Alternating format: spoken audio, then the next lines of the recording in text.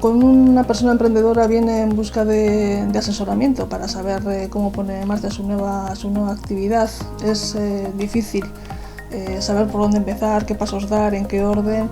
Aquí lo que intentamos es hacer un poco más fácil ese camino, diciendo pues, cuáles son los trámites que son obligatorios, en función de la inversión que tenga ese proyecto, dónde pedir financiación y cómo, y todo lo relacionado con las ayudas y subvenciones que podría recibir, los requisitos que hay que cumplir, y también ofrecemos formación en el momento inicial de creación de la empresa para saber de una manera general cómo llevar la gestión básica, y también a la hora de consolidar esa empresa en el mercado cuando ya llevan unos cuantos años de actividad, y bueno, pues para saber en qué punto se puede mejorar.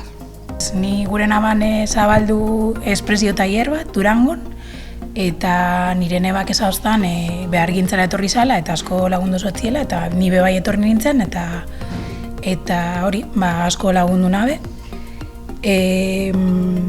Nire proiektu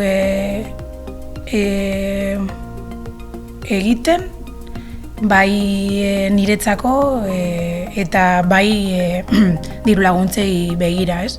Yo soy francesa, tenía el proyecto de abrir una academia de francés y no sabía muy bien por dónde empezar. Primero fui a Sartu y ahí me comentaron que podía acudir al Behargintza para información, que me den los pasos a seguir y también participar en un curso para tener un poco más de información sobre los pasos para emprender un negocio.